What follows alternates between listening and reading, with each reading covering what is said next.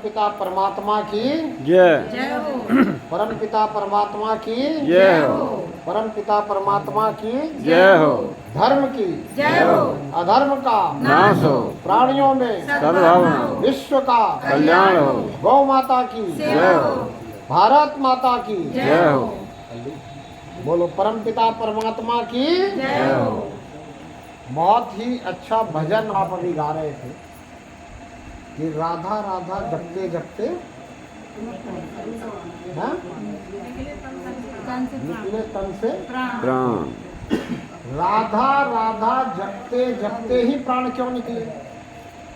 इसका क्या कारण है? हम जो गा रहे हैं उसका हमें पता भी होना चाहिए कि हम ऐसा क्यों गा रहे हैं कि परमात्मा को याद करते हुए हमारा शरीर पूरा हो। परमात्मा को याद करते हुए हम इस शरीर से निकले। ये भाव ये हम लोग बाद में कर लेना ना, बाद में। हाँ, अब तो शुरू कर दिया है मैंने। विचार पुष्प आने दो।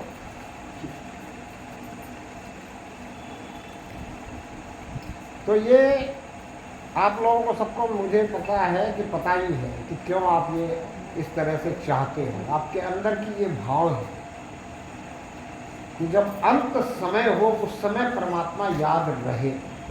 ये आपके भाव है। क्यों रहे? तो आपकी ये विचारधारा बनी हुई है कि अंत समय में परमात्मा को याद करते हुए अगर इस शरीर से मेरा निकलना हुआ तो ही मेरा मिलन परमात्मा में होगा। और जब मेरा मिलन परमात्मा में होगा तभी मेरा आवागमन छूटेगा। अन्यथा तो मुझ आत्मा को किसी न किसी शरीर में पुनः आना पड़ेगा। ये बिल्कुल आपकी समझ में बात बैठी हुई है और ये बात बिल्कुल सही भी है कि अंत समय में जब इस शरीर से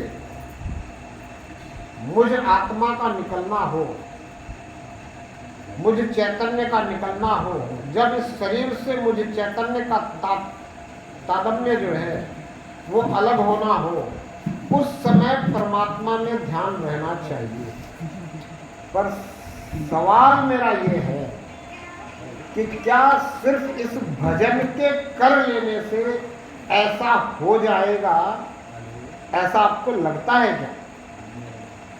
अगर आपको ऐसा लगता है तो मुझे ऐसा लगता है कि आप कुछ ज्यादा ही आत्मविश्वास में हैं कि ऐसा हो सकता है। पर अगर आप थोड़ा सा विचार करें, थोड़ा सा इस पे ध्यान दें कि जब आपके शरीर को नींद आ जाती है, जब आपके शरीर को नींद आ जाती है, उस समय भी आपका ध्यान परमात्मा में रहता है क्या? जब आपके शरीर को, शब्दों पे ध्यान देना, आपको नींद नहीं आती क्योंकि आप तो आत्मा हो। आत्मा सोती नहीं है, सोता तो शरीर ही है।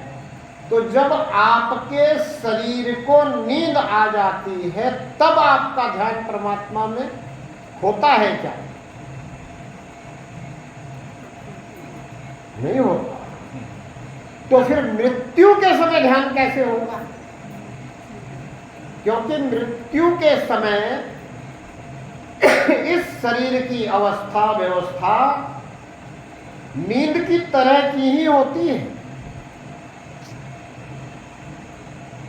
चाहे 10 सेकंड के लिए कोमा में जाए, शरीर कोमा में चला जाता है। जैसे नींद में शरीर के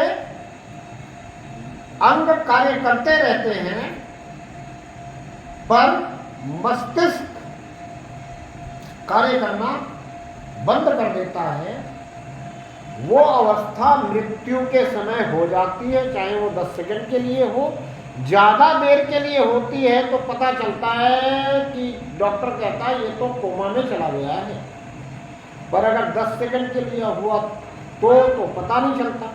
फिर उस समय आप कैसे परमात्मा में ध्यान रख पाओगे, कैसे राधे राधे रटते हुए आप इस शरीर से निकलोगे।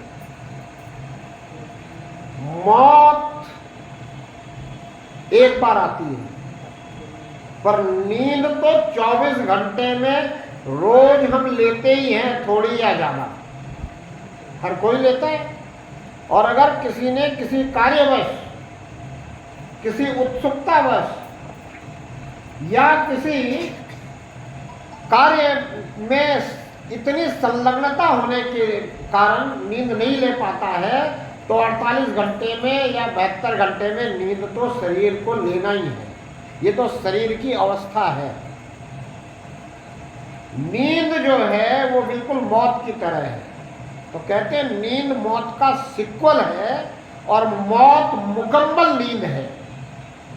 तो अगर आप नींद में परमात्मा में ध्यान नहीं रख पा रहे हो, नींद में आपको परमात्मा याद नहीं रह पा रहा है, तो मौत के समय बहुत मुश्किल है। इसलिए संत तुलसी को कहना पड़ा कि जन्म जन्म मुनि जतन करही, अंत राम कहे आवत नाही। जन्म जन्म, एक जन्म की बात नहीं है, 2 जन्म की बात नहीं है, जन्मों जन्म। और कौन? मुनि, जिनका कार्य ही सिर्फ मनन करना है, वो सिर्फ राम राम राम राम राम राम राम राम राम राम राम राम ही रट रहे हैं, उनके लिए तुलसी जैसे संत कहते हैं कि जन्म जन्म मुनि जतन करहीं, अंत राम कहत आवत न। अंत में राम कहना नहीं हो पा रहा है, तो हमारा और आपका कैसे नहीं हो? तो इसके लिए क्या करना चाहिए, कैसे होगा, कैसे अंत समय परमात्मा याद रहेगा? तो परमात्मा अंत समय में तभी याद रहेगा जब नींद में सोते हुए शरीर में भी मुझे परमात्मा याद रहेगा। ये कैसे संभव है? जब तक हम शरीर का उपयोग करते हुए परमात्मा को याद करेंगे, परमात्मा को देखेंगे, तब तक तो संभव नहीं है। संभव तो तब है जब हम शरीर का बिना उपयोग किए बगैर परमात्मा को ध्यान में रख सके। ये कैसे होगा? तो इसकी लिए आपने सुना होगा तीसरी आंख, कि जिसकी तीसरी आंख खुल जाती है उसको परमात्मा हमेशा दिखता है, हर पल दिखता है। सुना है आप लोगों ने? कैसे खुलेगी तीसरी आंख? और 2 आंखें कौन सी हैं? 2 आंखें पहले से है सबके पास, चर्म चक्षु और मन की आंख, मानसिक चक्षु। ये 2 आंखें अपने पास है। तीसरी आंख जो है वो दिव्य चक्षु, जिसका आप जिक्र कर रहे हैं। इस शरीर की आंखों से जो कुछ भी प्रत्यक्ष है वो हमें दिखाई देता है।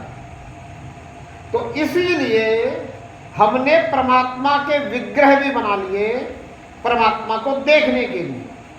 और जब हम इस विग्रह के प्रत्यक्ष सामने होते हैं तो हम परमात्मा को देख रहे होते हैं।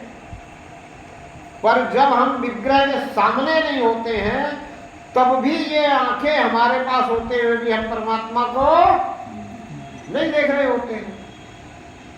तो प्रत्यक्ष में हम देख रहे होते हैं इन आंखों से। पर जिसको अतिशय प्रेम होता है परमात्मा से, वो मन की आंखों से परमात्मा को देख रहा होता है, इस विग्रह को देख रहा होता है, जब प्रत्यक्ष विग्रह के सामने नहीं होता है। होता है कि नहीं? जिसको अतिशय प्रेम हो, जैसे आप यहाँ सभी बैठे हो, अगर इनमें से कोई घर का ज्यादा प्रेमी है तो यहां बैठे बैठे इन आंखों से तो मुझे देख रहा होगा, पर मन की आंखों से घर को भी देख रहा होगा, दोनों काम साथ चल रहे होंगे। तो ऐसे ही जो परमात्मा का अतिशय प्रेमी होता है, जब वो विग्रह उसके सामने नहीं होता है तो वो मन की आंखों से विग्रह को देखता रहता है, पर ये मन की आंख या ये चर्म चक्षु, ये दोनों ही निंद्रा अवस्था में तो हम उपयोग में ला ही नहीं सकते, नहीं ला सकते ना। तो फिर क्या होता है? फिर जो परमात्मा का अतिशय प्रेमी है वो परमात्मा को मानसिक रूप से देखते हुए, मन की आंखों से निहारते हुए,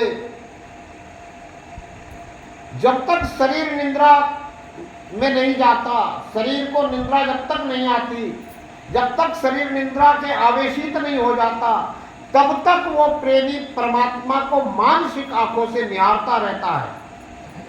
अगर वास्तव में प्रेमी है तो ये समझो कि जब शरीर जागता है तो उसे ऐसा अनुभव होता है कि मैं तो शरीर सो रहा था पर परमात्मा को निहार रहा था। ऐसा अनुभव हुआ किसी को? क्योंकि हमने निहारा ही नहीं कभी मानसिक आंखों से परमात्मा, हमने कभी इस विग्रह को मानसिक आंखों से निहारने का प्रयास ही नहीं किया। हमें इतना प्रेम ही नहीं है जितना प्रेम अपने घर से है। मंदिर में बैठे घर के कोने को तो निहार लेते हैं, पर घर में बैठे मंदिर में पड़े विग्रह को नहीं निहारते। सोचो, अब अपने प्रेम को तौल लो, माप लो अपना प्रेम। और संत तुलसी बाबा कहते हैं कि हरि व्यापक सर्वत्र समाना और प्रेम ते प्रकट होई मैं जाना। परमात्मा तो प्रकट होने के लिए तैयार है आपके सामने। आपको परमात्मा का साक्षात्कार इसी जन्म में हो सकता है, पर आपने कभी अपने प्रेम को मापा नहीं। आपके प्रेम में कमी कितनी है ये आपने कभी सोचा नहीं। और आप और हम कहते हैं कि परमात्मा दर्शन नहीं दे रहा है। दर्शन के लिए तैयार है परमात्मा, पर प्रेम हमें हो परमात्मा से तो बात बने। बहुत सारी मातृशक्तियां, सज्जन वृंद मुझे मिलते हैं, ऐसे ऐसे प्रभु प्रेमी हैं जो परमात्मा का नाम दिन रात जपते हैं। रात्रि जब तक शरीर नींद के आवेश में नहीं चला जाता, आगोश में नहीं चला जाता, तब तक उनका नाम जप चालू रहता है। और जब वो सुबह उठते हैं तो उन्हें ये शरीर इंटीमेशन देता है, उनको बताता है कि तेरा ये नाम जप शरीर सोने के बाद भी चालू था, जिसको हम कहते हैं अजपा। जपने की जरूरत नहीं है, फिर भी होता है। ऐसा कब होगा? जब हम अतिशय प्रेम करेंगे परमात्मा से, जब हमारा हृदय रोएगा परमात्मा के लिए कि तेरा मुझे साक्षात्कार क्यों नहीं हो रहा है, तू मुझे दिखता क्यों नहीं है। मुझे अनुभव तो हो रहा है कि तू सब जगह है। किसको किसको अनुभव है कि परमात्मा सब जगह है किसी को अनुभव? चलो अभी तुरंत आप कहोगे कि परमात्मा सब जगह है। सिर्फ मैं आपसे एक सवाल करता हूं कि आपने कभी किसी ऐसी अवस्था में जब आपको ऐसा लगा कि अब परमात्मा के सिवा और कोई इस कार्य को नहीं कर सकता मेरे लिए, उस समय आपने परमात्मा को जहां भी पुकारा हो, अंदर से ही पुकारा होगा, आवाज नहीं दी होगी, अंदर से आपने परमात्मा से प्रार्थना शुरू कर दी होगी कि हे प्रभु, ये जो अचानक संकट आ गया है इस संकट से तो अब तू ही उबार सकता है, अब और कोई मुझे नहीं दिखता। इसलिए संत कहते हैं जब हमारी भलाई के लिए हमें दुनिया में कोई नहीं दिखता तब परमात्मा दिखता है, और जब तक दूसरा कोई भलाई के लिए दिखता रहता है तब तक परमात्मा सिर्फ मंदिर में जब आते तभी दिखता, अन्यथा नहीं दिखता।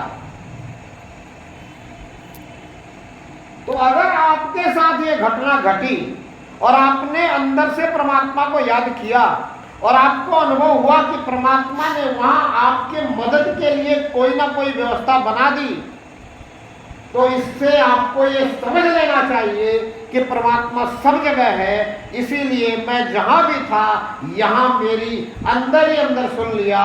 तो जो बात संत कहते हैं कि परमात्मा तेरे अंदर ही है, ये बात बिल्कुल सत्य है। और इस सत्य को अगर हमने समझ लिया, इस सत्य को हमने जान लिया, इस सत्य को हमने मान लिया, तो ही हम इस परमात्मा के पहचान की प्रार्थना इस परमात्मा से कर सकते हैं। फिर अंदर अंदर हमारी प्रार्थना परमात्मा से हो सकती है कि अब मुझे तेरी पहचान चाहिए। अब पहचान कैसे होगी? जब तीसरी आंख मिलेगी, जिसको आप दिव्य चक्षु कहते हो, जिसको आत्मिक दृष्टि भी कहा गया है। ये कैसे मिलेगी? कौन है देने वाला? अर्जुन के समय तो कृष्ण थे, अर्जुन को कृष्ण ने दिव्य दृष्टि दी कि नहीं दी? दी थी। पढ़ा आपने? कहां पढ़ा? गीता जी में। और दिव्य दृष्टि प्रदान करते ही अर्जुन ने क्या देखा? विराट स्वरूप। और विराट स्वरूप को देखते ही अर्जुन ने क्या कहा? महत्वपूर्ण ये है कि विराट स्वरूप को देखते ही अर्जुन ने क्या कहा? है किसी को पता क्या कहा? गीता सभी पढ़ते हैं। अर्जुन ने क्या कहा? अर्जुन कहता भगवान आपके दाएं को प्रणाम, आपके बाएं को प्रणाम, आपके आगे को प्रणाम, आपके पीछे को प्रणाम, आपके ऊपर को प्रणाम, आपके नीचे को प्रणाम, आपके दसों दिशाओं को मैं प्रणाम करता हूं।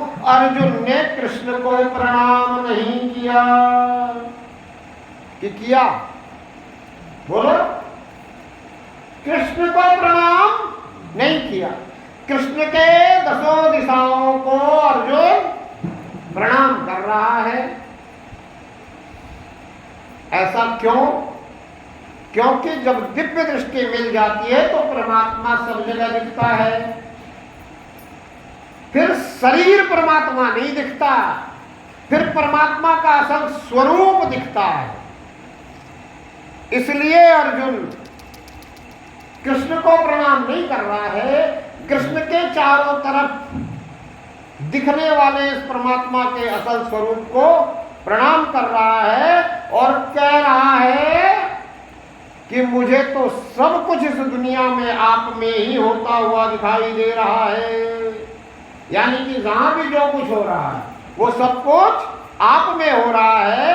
तो अर्जुन के इस कथन से यह सिद्ध होता है कि अर्जुन को जब दृष्टि मिली तो अर्जुन ने सब जगह परमात्मा को देखा। और जिस भी संत ने परमात्मा को सब जगह देखा, जिसको ये दृष्टि मिली, उसने क्या कहा कि जिधर देखता हूं, क्या कहा? जिधर देखता हूं उधर तू ही तू है। जिधर भी देखता हूं, अब वो किधर भी देखे, नजदीक देखे या दूर देखे, अंदर देखे या बाहर देखे, ऊपर देखे या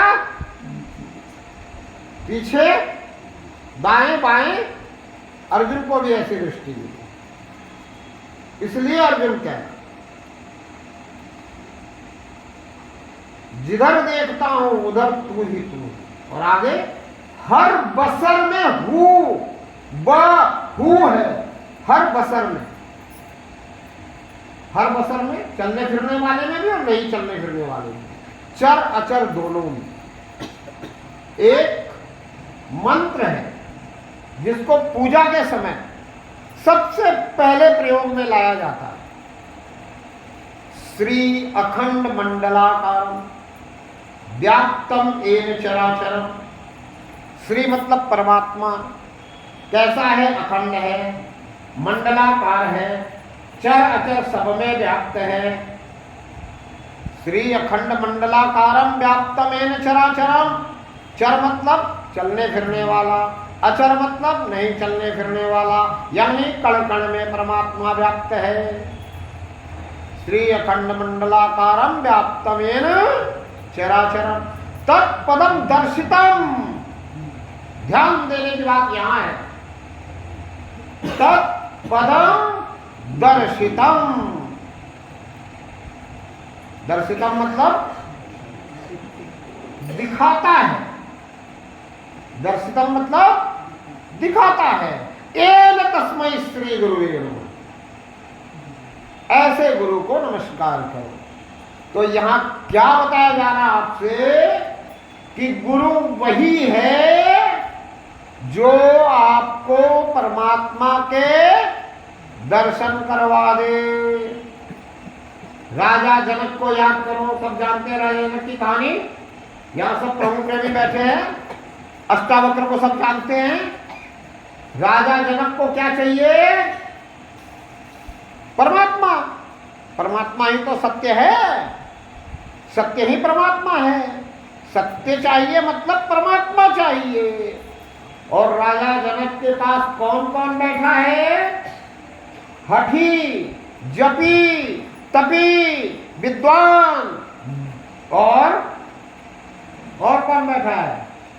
ऋषि, मुनि, सब बैठे हैं। राजा जनक से सभी अपने अपने ढंग से ये कह रहे हैं कि तुझे अगर सत्य को जानना है, पहचानना है तो तुम ये कर। कोई कह रहा तू ऐसा कर, कोई कह रहा तू वैसा कर। पर राजा जनक क्या कह रहे हैं? तुम्हें ऐसा करने से परमात्मा दिखा क्या? अगर तुम्हें दिखा तो तुम मुझे दिखा दो, और वो भी कितनी देर में? तो बोले घोड़े के इस पायदान से उस पायदान में पैर डालने के बीच में मुझे परमात्मा तुम दिखा सकते हो अगर तुमने देखा हो। और अगर ये ऐसा वैसा करने से तुम्हें नहीं दिखा तो मुझे दिख जाएगा, ये मैं क्यों मान लूं? इसलिए राजा जनक किसी की बात मानते नहीं हैं और पूरे राज्य में सब जगह ये बात फैल रही है, फैलाई जा रही है कि अगर कोई सत्य को जानने पहचानने वाला हो, परमात्मा को पहचानने वाला हो तो राजा जनक को पहचान करा दे। किसने करवाई पहचान? अष्टावक्र ने। अब अष्टावक्र जी आए तो घटना क्या घटी? सबको पता है क्या घटना घटी? अष्टावक्र को देखकर कौन हंसने लगे? जितने विद्वान, हठी, जपी, तपी, ऋषि, मुनि सब हंसने लगे। अष्टावक्र को देखकर जब इन्होंने हंसा तो अष्टावक्र ने क्या कहा? अष्टावक्र ने क्या कहा? अष्टावक्र ने इन सबको चमार की उपाधि दे दी। कौन सी उपाधि दे दी? किसको दे दी? हठी, जपी, तपी, ऋषि, मुनि, विद्वान जो भी उस समय उस सभा में उपस्थित थे सबको दे दी कि नहीं दे दी? दे दी। और तर्क क्या दिया? राजा क्या चाहता है? सत्य को जानना पहचानना। वो जो बैठे हैं वो राजा को कहते हैं कि ये आपको सत्य की पहचान करवाएगा जो हमें चमार कह रहा। तो उन्होंने तर्क दिया कि चमार किसको कहते हैं? बोले जिसको हाड़ मांस और चमड़े का ज्ञान हो उसे क्या कहते हैं? तो बोले इन्होंने क्या देखकर हंसा? मेरे शरीर को, मुझे तो ये देख नहीं सकते, इनके पास वो आंखें नहीं जो मुझे देख सके, मैं तो इस शरीर में हूं, ज्ञानी तो मैं हूं, ज्ञानी शरीर तो है नहीं। और ये किसको देखकर हंस रहे हैं? 8 जगह से टेढ़े मेढ़े शरीर को देखकर हंस रहे हैं और ये सोच रहे हैं कि जो 8 जगह से स्वयं ही टेढ़ा मेढ़ा है, ये सत्य का ज्ञान कैसे दे सकता है। इसलिए मैंने इनको चमार कहा। राजन, अगर इसमें मैंने कोई गलती की हो तो ये आपत्ति उठाएं, अगर मैंने कोई गलती ना की हो तो ये आपत्ति नहीं उठा सकते। और सिर्फ चमार ही नहीं कहा, क्या कहा? कहा कि राजन, मैं आपको सत्य की पहचान करवाऊंगा और घोड़े के इस पायदान से इस पायदान में पैर डालते ही करवाऊंगा। फूलों को मसलने में देर लग सकती है, बोला सत्य को पहचानने में देर नहीं है। सत्य तो तेरे अंदर बाहर सब जगह है, कड़कड़ में है, पर तू पहले इन चमारों को इस सभा से बाहर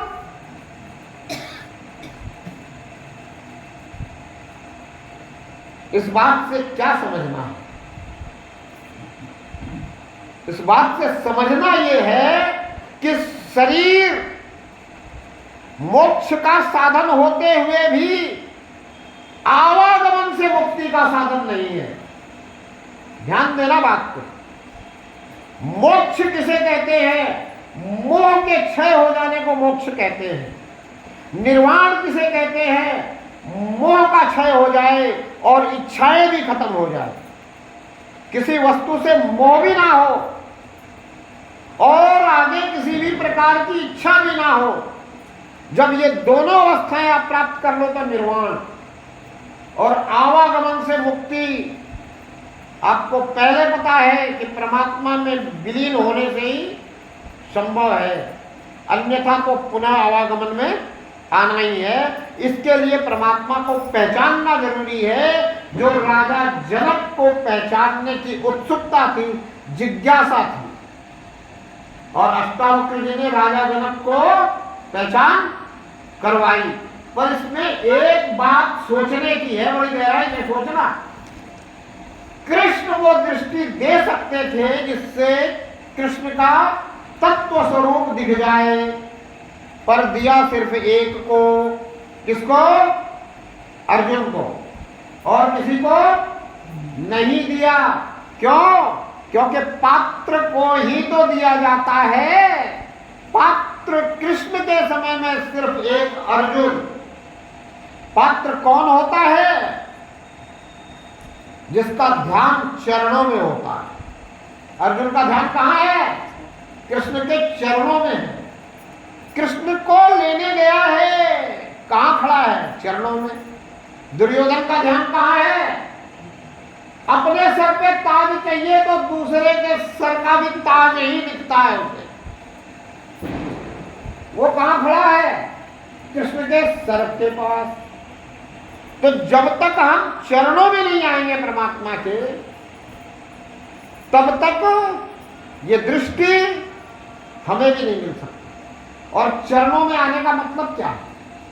हमने तो कह दिया कि प्रभु हम तेरे चरण में आए हैं, तेरे शरण में आए हैं। क्या हम आ गए हैं या नहीं आए हैं, इसका कोई मापदंड है? किसी ने मेजरमेंट किया कि पूरी तरह से हम परमात्मा की शरण में चरण में आए हैं कि नहीं आए हैं? इसका कोई मापदंड का हमारे पास पैमाना है? नहीं है, नहीं है ना। तो हम आए ये हमें अगर पता है तो हमें ये प्रार्थना भी कर लेनी चाहिए कि परमात्मा हम तो आए हैं तेरी शरण में, तू हमें ले ले शरण में। आने में और लेने में कितना फर्क है। एक पुत्र पिता से दूर कहीं रह रहा हो, पिता से उसकी थोड़ी दूरियां हो गई हो, और वो फिर पुत्र पिता के पास आकर के कहे कि पिताजी अब तो मैं पूरी तरह से आपकी शरण में आ गया हूं, और पिताजी उसको शरण में ना ले, तो आने से क्या बात बनेगी, बन जाएगी क्या। तो इसलिए हम तो आए, पर हम परमात्मा से ये भी प्रार्थना करें कि आप मुझे शरण में ले लो, और जिस दिन परमात्मा शरण में ले लेगा उस दिन आपको दृष्टि मिल जाएगी। परमात्मा आपको 2 दृष्टियां दे सकता है, तीसरी भी दे सकता है कि नहीं दे सकता, दे सकता है ना।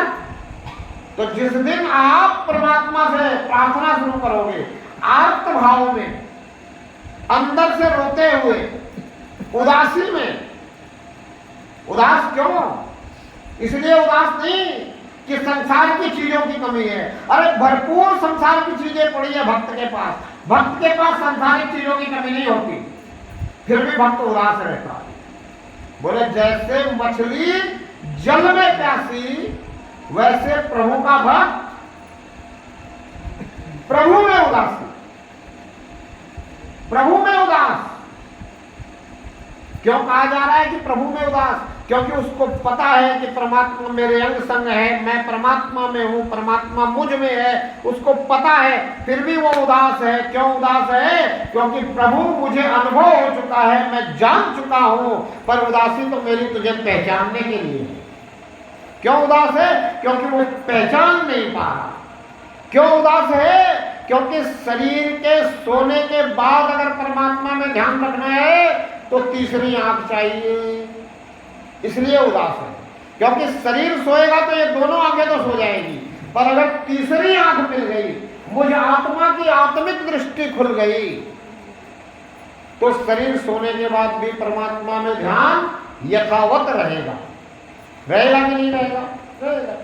इसलिए तुलसी कहते हैं कि है नियरे सूझत नहीं, दृग दृग ऐसो जिंद, कहे तुलसी इस संसार को हुआ मोतियाबिंद। आपके क्षेत्र में रामचरितमानस तो काफी पढ़ी जाती है, आपने सुना होगा। तुलसी कहते हैं कि मोतियाबिंद हुआ है आंखों को, जिसके कारण नजदीक रहता हुआ परमात्मा नहीं दिखता है, और इसी को अज्ञानता रूपी अंधकार कहते हैं। अंधकार में पड़ी हुई वस्तु जैसे दिखाई नहीं देती, वैसे ही अज्ञानता रूपी अंधकार में परमात्मा दिखाई नहीं देता, इसी को कहते हैं अज्ञानता रूपी अंधकार। और ज्ञान रूपी प्रकाश यानी तीसरे नेत्र का खुल जाना। जब परमात्मा दिखने लग जाए तो फिर ज्ञान रूपी प्रकाश हो गया। ये दृष्टि हमें इस परमात्मा से मांगनी है, और ये दृष्टि कब देने को तैयार, जब हम इसकी शरण में आए और ये शरण में ले ले, हम प्रार्थना करें कि तू मुझे शरण में ले ले। हम दुनियावी चीजें मांगने की प्रार्थना करते हैं ना। आज से हम प्रार्थना करेंगे आंखें खोल देने की,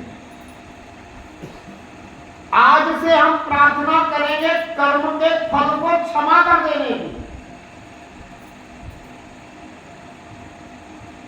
कर्म फल क्षमा परमात्मा करने को तैयार है। तुलसी कहते हैं सन्मुख होए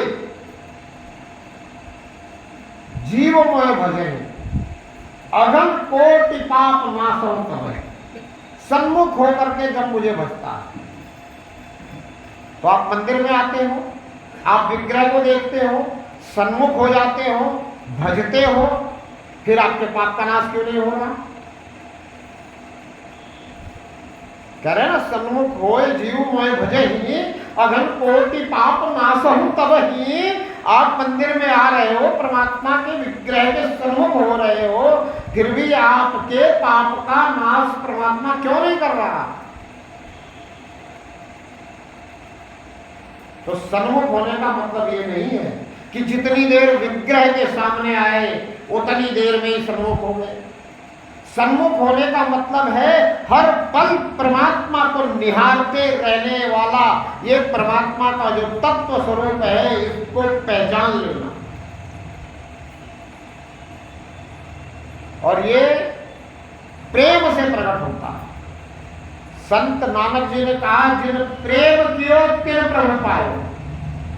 और जो प्रेम करता है वो समर्पित तो होता है, पर सामने वाले से कहता भी है कि तू मुझे अपनी शरण में ले ले। और इस परमात्मा से हमें ये प्रार्थना करनी है। क्या प्रार्थना करेंगे?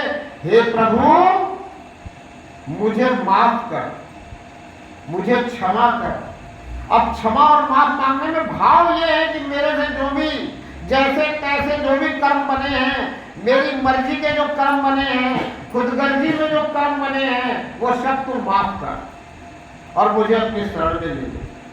अब शरण में ले ले कहने का मतलब ये होता है कि जो मुझे अपनी शरण में ले लेता है मैं उसकी पूरी की पूरी बात मानता हूं। मानता हूं कि नहीं मानता हूं?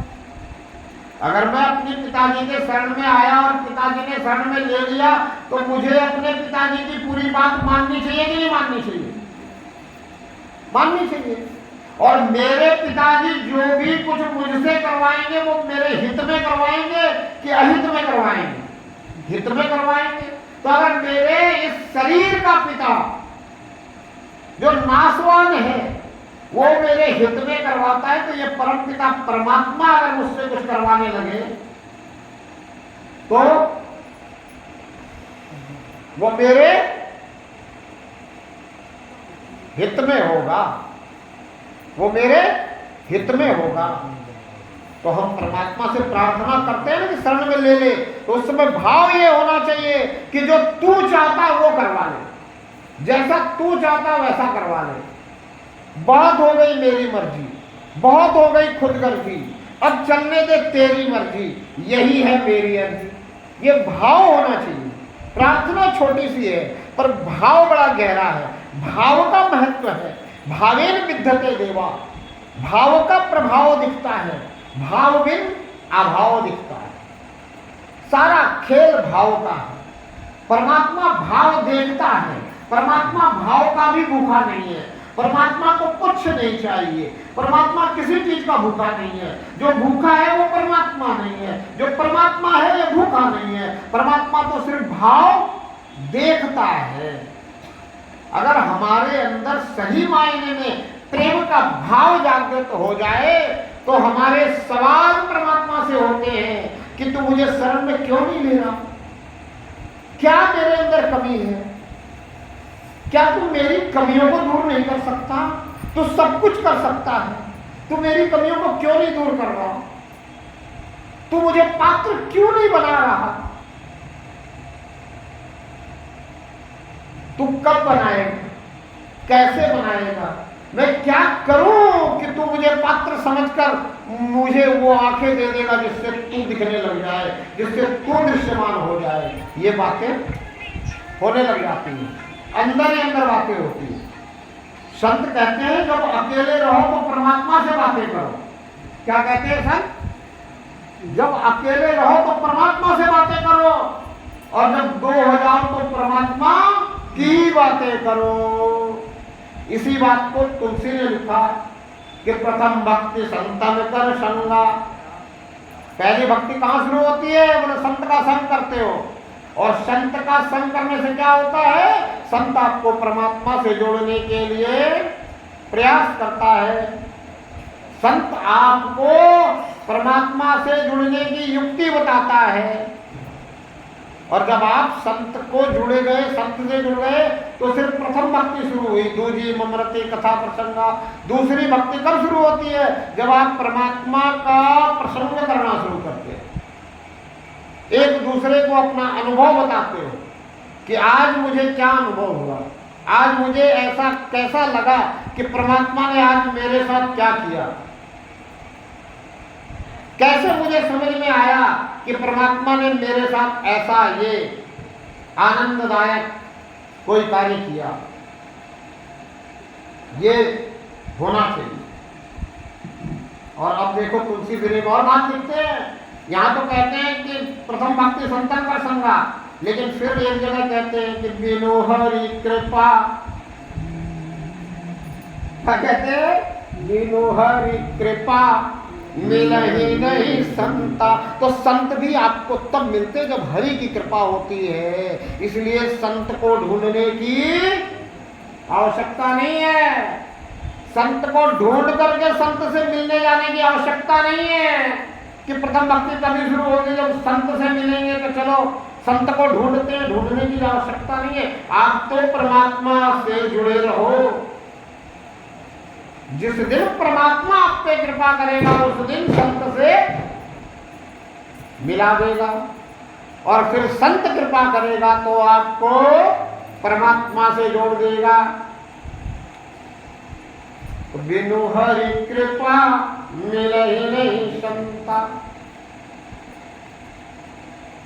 इस बात को अगर हम पूरी तरह से समझ जाते हैं और हमें ये पूर्णतः विश्वास हो जाता है कि मुझे परमात्मा वो आंखें दे सकता है जिससे ये दिख जाए, तो हमारी प्रार्थना में कमी रह जाएगी क्या? तो पूरी तरह से विश्वास है तो इस विश्वास को प्रतिबद्धता दे दो, इस विश्वास को प्रार्थना में बदल दो और प्रार्थना करते हुए दुनिया के हर काम होने दो। और प्रार्थना करते हुए अगर दुनिया के हर काम होने लगे तो सब काम सफल होंगे, सब काम व्यवस्थित होंगे, सब काम अच्छे होंगे। इसीलिए संतों ने पहले भी कहा कि दुनिया में हर काम करते हुए परमात्मा को याद करो।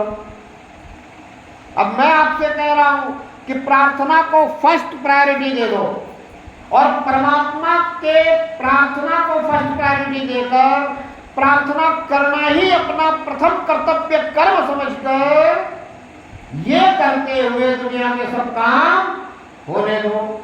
हो सकता है कि नहीं? हो सकता है, बड़ा आसान है। जब जैसे जैसे आप प्रार्थना करते चलोगे और प्रार्थना अगर आपकी हमेशा होने लग गई तो आप देखोगे सब कार्य सुगम और सरल तरीके से सहज भाव में हो जाएंगे। जो जो भी आपको करना है सब सहज हो जाएगा और इसी को सहज साधना कहते हैं। प्रार्थना करते हुए दुनिया के हर वो काम हो जाएंगे जो आप चाहते हो, और जब वो काम होंगे वो सब परोपकार के होंगे, परहित के होंगे, सब धर्म के काम होंगे, क्योंकि परहित शरीर से धर्म नहीं मानते। जब आप परमात्मा से प्रार्थना में करते हुए काम करोगे और प्रार्थना ये है कि मुझे शरण में ले ले, शरण में लेने का मतलब है कि तू मेरा हाथ पकड़ के मुझसे काम करवा ले, तू मेरी अंगुली पकड़ के मुझे चला ले। अब जिसका हाथ परमात्मा पकड़ ले, जिसकी अंगुली परमात्मा पकड़ ले, उसे कोई दुख हो सकता है क्या? अरे हम थोड़ा बहुत परमात्मा को याद करते हैं, आरती करते हैं, पूजा करते हैं, थोड़ा सा प्रेम करते हैं, थोड़ी सी नेह लगाते हैं, तो भी हमें विश्वास है कि हमारा दुख कट जाता है। तो जब हमेशा परमात्मा ही मेरी अंगुली पकड़ के मुझसे करवाने लग जाए, मेरा हाथ पकड़ के मुझसे करवाने लग जाए, तो दुखों से मुक्ति चाहिए कि नहीं? दुखों से मुक्ति किसको किसको चाहिए? सबको चाहिए। अच्छा, एक ही व्यक्ति बोल रहा सबकी तरफ से, जैसे हमारे ऋषि मुनि बोलते थे सर्वे भवन्तु सुखिनः, सर्वे सन्तु निरामयाः, सब नहीं बोल रहे। अब एक बात समझ लो कि अगर ये बात समझ में आ गई है कि दुखों से मुक्ति कैसे होगी और दुखों से मुक्ति चाहिए, तो ये शुरू कर दो, प्रार्थना करते हुए दुनिया के सब काम होने दो। और प्रार्थना क्या? अपने कर्मों की माफी, और परमात्मा से कहो कि मुझे ले ले शरण में। शरण में लेने का मतलब यह है कि अब मैं वो हो मेरे से जो तू चाहता है। हाथ पकड़ के करवा ले, उंगली पकड़ के करवा ले, खोपड़ी में डाल के करवा ले, जैसे मर्जी करवा ले, क्योंकि जब जैसी गति तब तैसी मति दे, तो सही मति दे, इसीलिए तो संत कहते हैं कि परमात्मा आपको सद्बुद्धि प्रदान करे। कहते कि नहीं कहते? कोई संत आज तक ये कह सका कि मैं आपको सद्बुद्धि देने आया हूं? कह सका क्या? नहीं कह सका। तो परमात्मा ने आपको सद्बुद्धि देनी है और बुद्धि भी परमात्मा ने दी है। तो और भी बाकी जो कुछ चाहिए वो आप परमात्मा से मांगो तो मिलेगा। मिलेगा कि नहीं मिलेगा? और संत यही तो कहते हैं कि तुम अभी तक सांसारिक वस्तुएं मांगते रहे, वो तुम्हें लगता है कि मिल रही है, तो अभी आके मांग लो। कथाएं आपने सुनी है, कथाओं में कथाकार भी कहते हैं बोले संसार की वस्तुओं को मांगना छोड़कर परमात्मा से परमात्मा को मांगना शुरू कर दो। सुनने के बाद भी आप मांगे क्या? सवाल तो ये है ना, सुन तो लिया समझे क्या? सुन तो लिया पर विचार तो किया क्या कि मुझे क्या करना चाहिए? समझाने वाला क्या समझा करेगा? जब तक ये विचार नहीं करोगे तब तक बात सब ऊपर से चली जाएगी। बोले इस कान से सुना और इस कान से निकल गई। मेरे तो बोला सारी ऊपर से गई। अरे ऊपर से क्यों गई? क्योंकि आपने चिंतन नहीं किया, मनन नहीं किया। आपने जो दुनिया में सुना है वही किया। बोला सुनो सबकी करो मन की। आपने क्या किया? वही किया जो दुनिया में सुना है। बोला सुनो सबकी करो मन की। अरे ऐसा नहीं है, सुनो सबकी और करो वो जो सबसे अच्छी हो। क्या करो? जो सबसे अच्छी हो। सुनो सबकी, फिर मंथन करो, चिंतन करो, विचार करो, फिर उनमें से जो सबसे अच्छी हो वो करो। इसलिए दुनिया की मत मानो। दुनिया तो मन में फंसा कर रखना चाहती है, इसलिए कहती है सुनो सबकी और करो मन की। और संत कहते हैं मन की मते न चालिए, मन के मते अनेक। संत कहते हैं मन की कभी मत मानो। मन तो इंद्रियों का राजा है, इंद्रियों में फंसाएगा। तो क्या करना? सुनो सबकी और करो क्या? करो क्या? करो वो जो सबसे अच्छी हो, जो लगे आपको कि यही सबसे अच्छी है। और अगर फिर दोबारा किसी और को सुन लो, उससे भी अच्छी मिल जाए, तो फिर वो करने लग जाओ। बढ़ो, विकासशील रहो, प्रयत्नशील रहो। जब तक परमात्मा नहीं दिखता तब तक प्रार्थना करो। अब दिख गया तो परमात्मा की प्रार्थना करने की क्या जरूरत है? अब तो इससे बातें करो, गुफ्तगू करो। करोगे कि नहीं कर लोगे? कर लोगे। तो जब तक परमात्मा नहीं दिखता, जब तक आंख नहीं मिलती, तब तक प्रार्थना होनी चाहिए, आर्त भाव से होनी चाहिए, रोना चाहिए अंदर से। अगर प्रेम है और चाहते हो कि परमात्मा दिखे तो रोना अपने आप आएगा, सवाल अपने आप उठेंगे कि इतना समय हो गया, इतना दिन हो गया, तुझसे प्रार्थना कर रहे हैं, तू सुन क्यों नहीं रहा? क्या गड़बड़ है? अगर कुछ गड़बड़ प्रार्थना में है तो बता दे। अगर कुछ गड़बड़ मेरे कर्मों में है तो बता दे। अगर गड़बड़ कुछ मेरे प्रारब्ध में है तो माफ कर दे। तू तो दयालु है, क्षमावान है, माफ कर सकता है। तू तो जो चाहे वो कर सकता है। तू सर्वशक्तिमान है, तू सर्वज्ञ है, तू सब कुछ जानता है। मेरे अंदर की बाहर की सब जानता है। तू मेरे अंदर की और बाहर की सब बदल दे, अंदर की बाहर की एक कर दे। तू मुझे पात्र बना करके मुझ में वो पात्रता उड़ेल दे जिससे कि मुझे तेरे दर्शन हो जाए और हर पल में तुझे निहार सको। इस शरीर को सुला कर भी, इस शरीर के सोने पर भी तुझे निहार सकूं।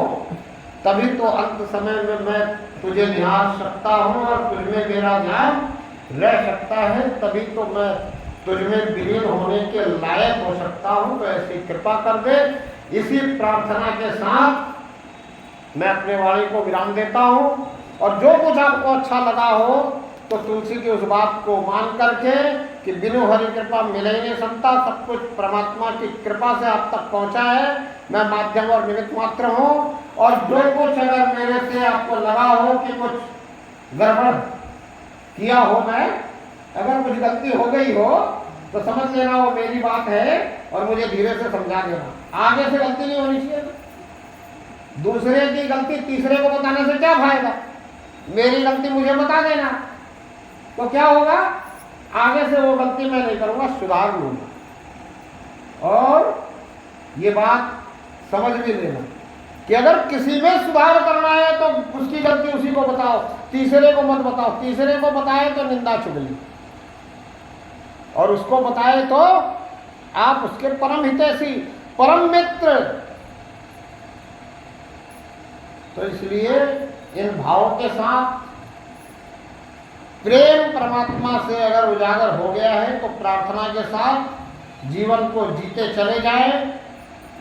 परमात्मा से प्रेम हो गया है तो इससे बात करते हुए इससे मांग रखे कि बस तुझे देखना ही इस जीवन का अगर मूल उद्देश्य है, और इसीलिए अगर देवता भी चाहते हैं मनुष्य जीवन, तो मुझे मिला हुआ है, तू मुझे अपना साक्षात्कार करवा दे, ऐसी कृपा कर दे कि जिधर देखो उधर तू दिखता रहे, हर पल तुझे निहारते हुए इस जीवन से विदा लें, ताकि तुझ में वासा हो जाए, आवागमन से मुक्ति हो जाए। बोलो परमपिता परमात्मा की जय।